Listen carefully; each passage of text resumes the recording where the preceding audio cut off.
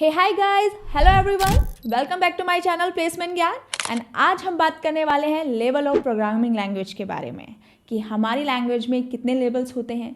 क्या आपको पता है जावा, पाइथन जैसी लैंग्वेज हाई लेवल लैंग्वेज क्यों कहलाती है, या फिर C++ को मिडल लैंग्वेज क्यों कहते हैं?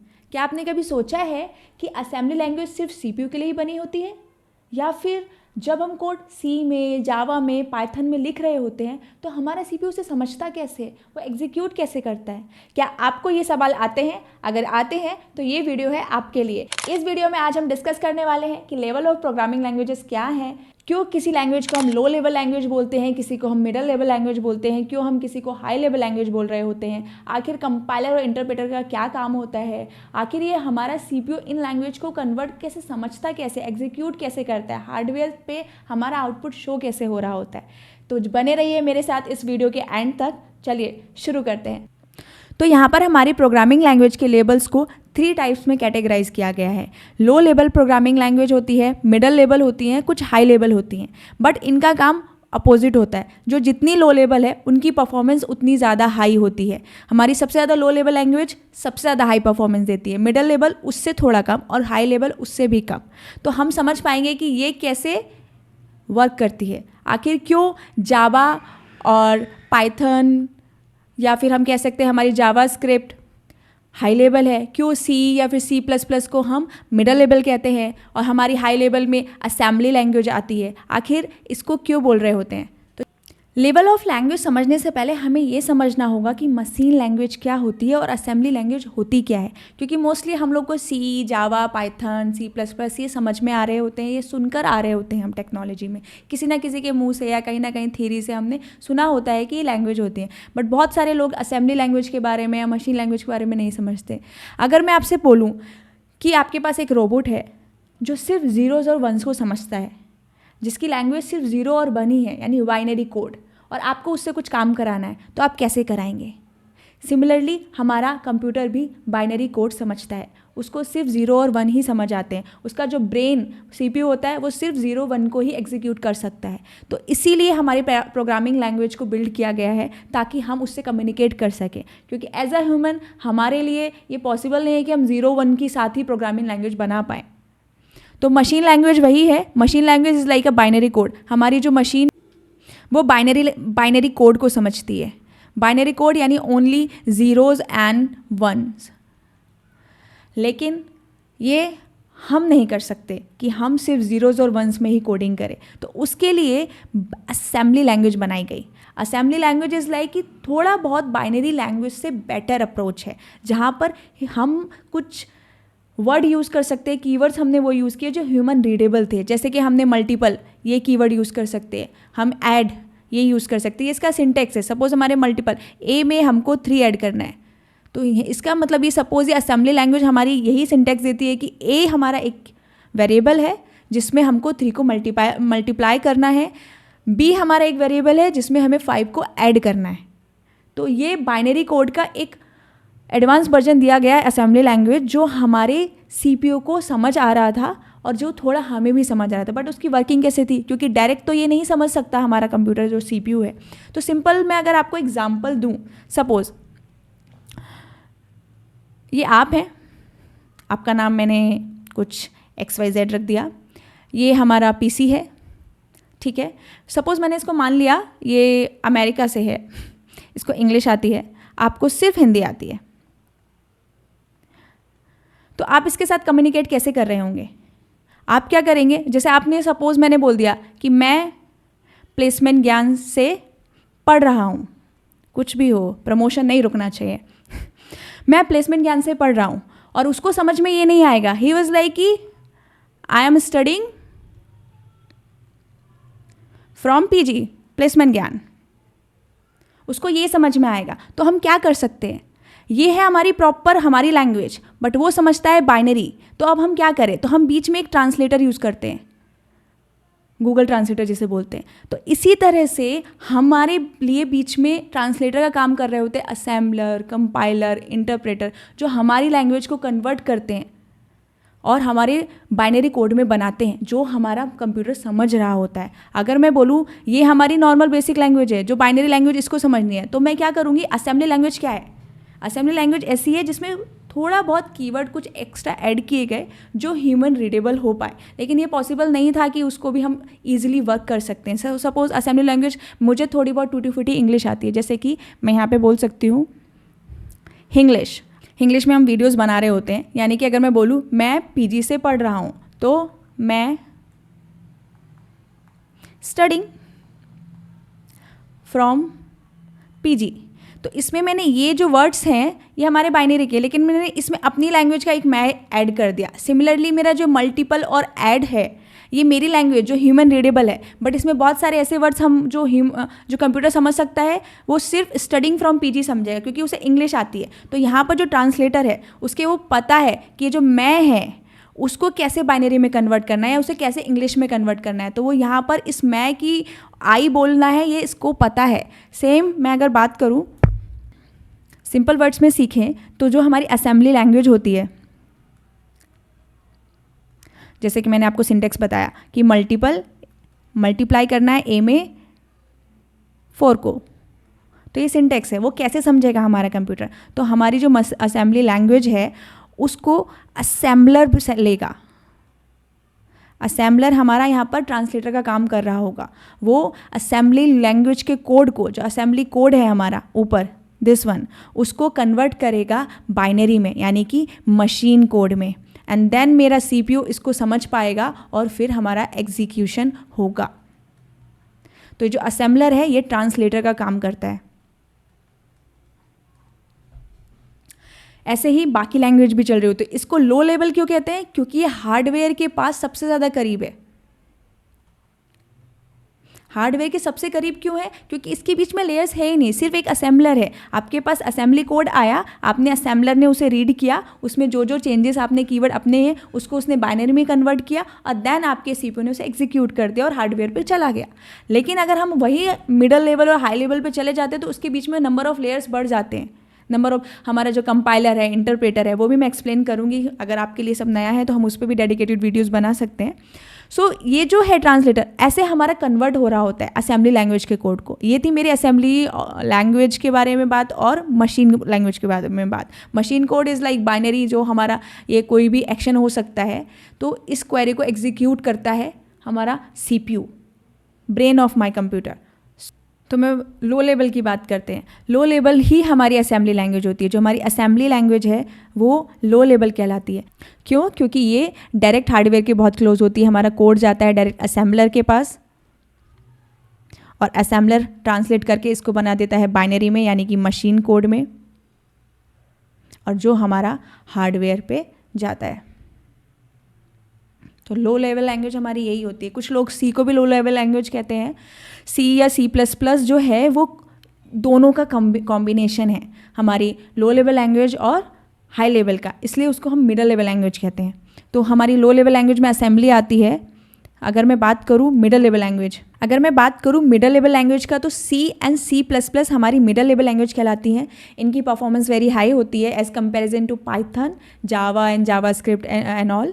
ये हमारी मिडल लेवल लैंग्वेज इसलिए कहलाती है क्योंकि इसमें कुछ जो फ्लेक्सिबिलिटी, कुछ जो फीचर्स होते हैं वो हाई लेवल लैंग्वेज के होते हैं और कुछ जो एडवांटेज हैं वो उसमें लो लेवल के हैं, क्योंकि ये भी हार्डवेयर के बहुत करीब होते हैं। और एक नंबर 1 यहाँ पर जो मेमोरी मैनेजमेंट हो रहा होता है वो मैन्युअली हो रहा होता है, यानी कि यहाँ पर कुछ फीचर्स ऐसा हम जो भी डायरेक्ट पॉइंटर्स के थ्रू या हम डायरेक्ट ही मेमोरी को एक्सेस कर सकते हैं, हार्डवेयर रजिस्टर्स को डायरेक्ट एक्सेस कर सकते हैं। ये हमारी दोनों लैंग्वेज हार्डवेयर के बहुत ज़्यादा क्लोज होती हैं, तो इसलिए इनको मिडल लेवल लैंग्वेज कहा गया है। क्योंकि इसमें कुछ फीचर्स जो ऊप्स ऑब्जेक्ट्स हैं, जो ऊप्स हमारे C++ में मिलता है, कम एब्स्ट्रैक्शन होता है, वो सब हमारा हाई लेवल लैंग्वेज कहा जाता है। और जो फीचर्स जो मेमोरी हमारी मैनेज हो रही होती है, मैन्युअली हो रही होती है पॉइंटर्स के थ्रू, वो लो लेवल कहा जाता है। तो मिडल लेवल लैंग्वेज वही है जिसमें लो लेवल के भी फीचर्स रखे जाते हैं और हाई लेवल के भी लिए जाते हैं। तो यहाँ पर जो हमारी मेमोरी मैनेजमेंट हो रहे होते हैं वो मैन्युअली किया जा रहा होता है, जबकि हाई लेवल में हमारे अलग अलग गार्बेज कलेक्टर वगैरह के थ्रू ऑटोमेट मेमोरी मैनेजमेंट हो रहा होता है।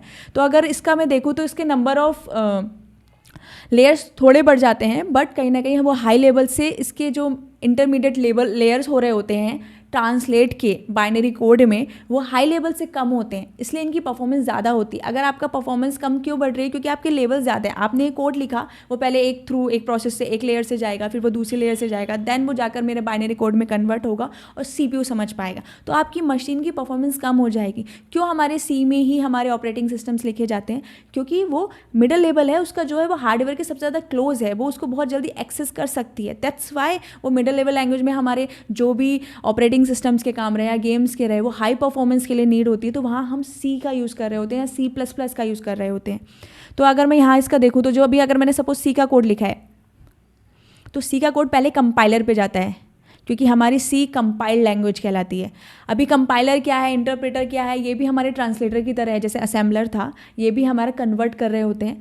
तो कंपाइलर क्या करता है, हमारे कोड को रीड करता है। जो भी हमारा कोड है, हमने जो भी C में लिखा है, अब वो सिंटेक्स डायरेक्ट हमारी मशीन नहीं समझ सकती, क्योंकि मशीन को मशीन कोड चाहिए। तो वो हमारे कोड को रीड करता है, देन वो हमारे उसको कन्वर्ट करता है असेंबली लैंग्वेज में, असेंबली कोड में, जो हमने ऊपर लो लेवल देखा है। देन असेंबलर क्या करता है, असेंबलर हमारा एक और जो ट्रांसलेटर है, वो उसको हमारे बाइनरी कोड में बदलता है, यानी मशीन की लैंग्वेज में बदलता है, और बाइनरी ज़ीरोज़ एंड वंस में। देन हमारी मशीन समझ पाती है, हमारा CPU समझ पाता है, और CPU उसको हार्डवेयर पे एग्जीक्यूट कर देता है। और what is compiler?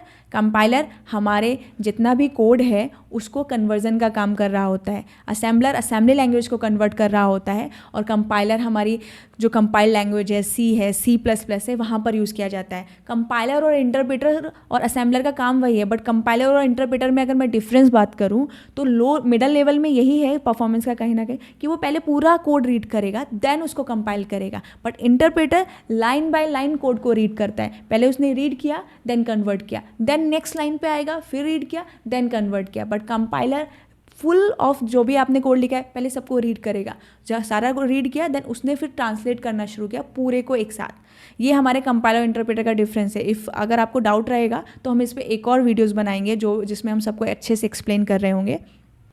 High level language में हमारी जावा, पाइथन और जावास्क्रिप्ट जैसी लैंग्वेजेस आती हैं। इनको हाई लेवल लैंग्वेज में मेन एडवांटेज क्या होता है, ये बहुत ज़्यादा ह्यूमन रीडेबल होती है, यानी कि इनका जो सिंटेक्स होता है वो बहुत ज़्यादा सिंपल होता है। अगर एज अ बिगनर हैं आप, तो आपको समझने के लिए या सीखने के लिए बहुत ज़्यादा ईजी होने वाली है। क्यों? अगर आप लो लेवल की बात करें, यानी कि असेंबली लैंग्वेज की, तो वो बहुत ज़्यादा टफ है। उसमें जस्ट कीवर्ड्स कुछ ऐसे हैं जो मल्टीपल और उसमें हमने ऐड ऑन किया, अदरवाइज वो बहुत ज़्यादा टफ सिंटेक्स में जाती है, जिसको हमें समझने में प्रॉब्लम होती है, लेकिन मशीन को कम होती है, इसलिए उसकी परफॉर्मेंस बढ़ जाती है, क्योंकि उसके अंदर लेयर्स ज़्यादा नहीं लगती कन्वर्ट करने में। ऐसे ही हमने फिर उस ह्यूमन के लिए हमने क्या किया, मिडल लैंग्वेज बनाई, जिसमें हमने और इजी किया सिंटेक्स को ट्राई करने का। तो उसमें और number of layers I, compiler का काम आया, उसने फिर कन्वर्ट करना शुरू किया, देन असेंबलर पे गया, फिर जैसे कि हमारी यहाँ पर C आ गई, C++ आ गई, देन हमने हाई लेवल लैंग्वेज पे आया, वो और इजी हो गई, उसका सिंटेक्स और भी ज़्यादा हमारे लिए ह्यूमन रीडेबल हो गया। उसमें अब इंटरप्रेटर, यहाँ पर इंटरप्रेटर का यूज़ होता है, किसमें? जावा में, पाइथन में। जावा का खुद का जावा इंटरप्रेटर होता है, पाइथन का खुद का होता है, वो उसमें बाइट कोड में कन्वर्ट करते हैं। अगर मैं इनका प्रोसेस फ्लो देखूँ ना, तो ये अगर इसका कोड लेते हैं तो ये पहले इंटरप्रेटर पे जाता है, देन ये हमारा इंटरप्रेटर जो है वो इंटरमीडिएट बाइट कोड में कन्वर्ट करता है, एंड देन बाइट कोड से हमारा वो बाइनरी कोड में जाता है, यानी कि मशीन लैंग्वेज, जो हमारे CPU को समझ आती है और वो हमारे हार्डवेयर पे एग्जीक्यूट करता है। इसकी जो नंबर ऑफ लेयर्स है वो बढ़ जाती है, तो कहीं ना कहीं हमारी परफॉर्मेंस कम हो जाती है, लेकिन ये एज अ ह्यूमन रीडेबिलिटी बढ़ती है। इसमें मेमोरी एलोकेशन भी मेमोरी मैनेजमेंट का भी एक्सेस थोड़ा कम होता है, क्योंकि ये ऑटोमेटिकली मेमोरी को मैनेज कर रहा होता है। जैसे हमारा जावा में मैं बोलूँ तो गार्बेज कलेक्टर, ये हमारी मेमोरी को मैनेज करता है, बट मिडल में मैनुअली मैनेज कर रहे होते हैं हम पॉइंटर्स के थ्रू, तो वो ज़्यादा जल्दी एक्सेस होता है, तो कहीं ना कहीं उसकी परफॉर्मेंस वहाँ पर भी बढ़ रही होती है। तो कहीं ना कहीं जैसे लैंग्वेज का सिंटेक्स हमारा ईजी होता गया, वैसे ही हमारी परफॉर्मेंस कम होती गई। लेकिन ये भी पॉसिबल नहीं है कि हम सब कुछ असेंबली में लिख पाएँ, इसीलिए जहाँ पर हमको लगता है कि हम ऑपरेटिंग सिस्टम, जिन कंपनीज जो ऑपरेटिंग सिस्टम क्रिएट करी, क्योंकि विंडोज़ रहा, हमारा लिनक्स रहा, ये सब मैक ओएस, ये सब हमारे सी और C++ पर बेस्ड है। क्यों? क्योंकि उनकी हाई परफॉर्मेंस नीड होती है, वो हार्डवेयर के ज़्यादा क्लोज होती हैं। पर वहीं अगर हम नॉर्मल एक डेवलपमेंट पे जा रहे होते हैं, हम एक एप्लीकेशन बना रहे होते हैं, तो हम हाई लेवल लैंग्वेज का यूज़ कर रहे होते हैं, क्योंकि कहीं ना कहीं वहाँ पर हमें हार्डवेयर से ज़्यादा क्लोजनेस ज़रूरी, रीडेबिलिटी ज़रूरी होती है। कहीं ना कहीं हमारी जो कोड रीडेबिलिटी होती है, कॉम्प्लेक्सिटी, उसको कम करने के लिए हम हाई लेवल लैंग्वेज का यूज़ कर रहे होते हैं। अगर मैं सिंपल एक रियल टाइम एग्जांपल से आपको समझाऊं, सपोज़ आप एग्ज़ाम देने गए हैं, तो हम क्या करते हैं ना, हमारी लैंग्वेज जो हमारी इजी लैंग्वेज होती है, हमने एग्ज़ाम दिया, हमने हिंदी में लिखा, सपोज़ ये एक सिंपल लैंग्वेज में हमने अपना एग्ज़ाम दिया, या हिंदी में या इंग्लिश में, आप जिसमें देना चाहें, तो ये हमारा हाई लेवल लैंग्वेज है, क्योंकि हम इससे ज़्यादा सिंपल लिख नहीं सकते, हमें उससे कॉम्प्लेक्स बनाना नहीं आता। उसी को हमारे एग्ज़ामिनर ने चेक किया, उसने उसको कन्वर्ट किया अपने तरीके से टेक में। हमने 24 लाइन्स लिख दी थी सपोज, उसमें उसने उसे टेक्निकल वे में टफ किया, जहाँ पर हमने जो एक्स्ट्रा पॉइंट्स हैं जो इजी वे किए थे, उसने कन्वर्ट किया, कहीं ना कहीं पैराग्राफ को वो चेंज करते हैं, तो हमारी लो लेवल लैंग्वेज में आ जाती है, क्योंकि वो वैल्यूएबल वही होती है, बट कहीं ना कहीं हमें देखने में कॉम्प्लेक्स दिख रही होती है। और उसके बाद वो हमें मार्क्स देता है, एवेल्यूशन देता है, जो हमारे रिजल्ट में आते हैं नंबर्स में 0 और 1, दैट इज़ हमारी मशीन लैंग्वेज होती है, जो हमारी मशीन समझ रही होती है। हाई लेवल लैंग्वेज परफॉर्मेंस कम इसलिए होती है, क्यों? क्योंकि हमने उसको कॉम्प्लेक्सिटी कम करने के लिए, सिंटेक्स को और सिंपल बनाने के लिए बिल्ड किया है, ताकि हमारे जो सॉफ्टवेयर इंजीनियर्स हैं, जो हम हैं, आप लोग आने वाले हैं, उसको अच्छी ईजिली से समझ पाएँ, क्योंकि कंप्यूटर हमारी बोली हुई लैंग्वेज नहीं समझ सकता। आजकल मार्केट में और भी गो लैंग्वेज और बहुत सारी लैंग्वेजेस आ रही हैं, जो और भी ज़्यादा सिंपल तरीके से बनाई जा रही हैं, जिसमें आपको प्रॉब्लम्स कम आए, जिसमें सॉफ्टवेयर डेवलपर और अच्छे से डेवलपमेंट कर पाए। लेकिन जैसे जैसे हम अपने रीडेबिलिटी को बढ़ा रहे होते हैं, वैसे ही हमारी मशीन की रीडेबिलिटी कम हो रही होती है, तो उसको मशीन को बाइनरी कोड ही चाहिए, आप कुछ भी करें, तो उसको उसमें कन्वर्ट करने के लिए हम नंबर ऑफ़ लेयर्स बढ़ा रहे होते हैं। हम जो कंपाइलर और इंटरप्रेटर हैं उसमें यूज़ कर रहे होते हैं, उसे बाइट कोड में, कहीं JVM यूज़ कर रहे होते हैं, पाइथन अपना इंटरप्रेटर यूज़ कर रहा होता है, उसमें कन्वर्ट करते हैं। तो जो नंबर ऑफ़ लेयर्स बढ़ जाते हैं, वो हमारे हार्डवेयर से और कन्वर्जन के बीच का गैप बढ़ा देते हैं, तो वहाँ पर हमारी परफॉर्मेंस कम हो जाती है। हमारी मेमोरी एलोकेशन भी कहीं ना कहीं ऑटोमेट हो रही होती है, मैनुअली नहीं कर रहे होते, तो वहाँ से हमारी परफॉर्मेंस बढ़ जाती है। तो ऐसा नहीं है कि कोई भी लैंग्वेज बुरी है, जैसे बोलते हैं लोग सी आउटडेटेड हो चुका है, नो, वो बहुत जगह यूज़ हो रही है। इनफैक्ट सारी लैंग्वेज का बेस है। मैंने सी स्टार्ट करने से पहले ये लेवल्स इसलिए ही बताए कि आपको ये समझ में आ पाए कि जो आप लैंग्वेज पढ़ रहे हैं, आपने सी जो हमारी पहली लैंग्वेज, उसी के बेस पर ही, उसी के फाउंडेशन पर ही बाकी लैंग्वेज को बनाया गया है। तो ऐसा कुछ भी नहीं है कि जो लैंग्वेज आउटडेटेड, बहुत सारी कंपनीज उसी को चल रही हैं। हमारे सारे के सारे ऑपरेटिंग सिस्टम, पुराना एक यूनिक्स भी सी में ही लिखा गया है, आपका लिनक्स, आपका विंडोज़, आपका मैक ओएस, सब सी में लिखा गया है। तो सब कुछ डिपेंड ऑन है कि आप क्या काम कर रहे हो। हाई लेवल लैंग्वेज भी आपके डेवलपमेंट के लिए बहुत है, अच्छी होती है, आप बहुत ज़्यादा हम यूज़ कर रहे हैं, मैंने अपनी खुद के में जावा और C# यूज़ किया हुआ है। तो इट्स डिपेंड ऑन कि आप क्या काम कर रहे हैं। किसी भी लैंग्वेज का एडवांटेज और डिसएडवांटेज उसके ऊपर डिपेंड कर रहा होता है।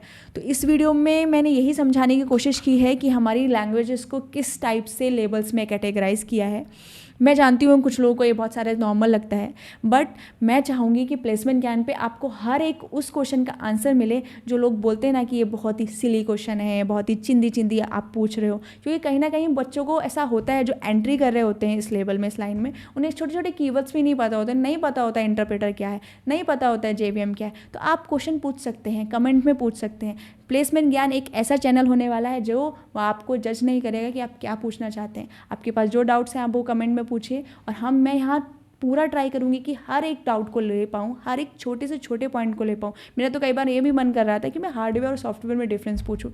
हो सकता है कुछ आप 100 में से 99% को पता हो, बट शायद उस एक को नहीं पता, तो उसके लिए हम एक स्टेप से, बेसिक से लेकर जाने वाले हैं। तो इस वीडियो में इतना ही, मिलते हैं नेक्स्ट वीडियो में। Till then, stay focused, stay consistent, success will follow you. Thank you.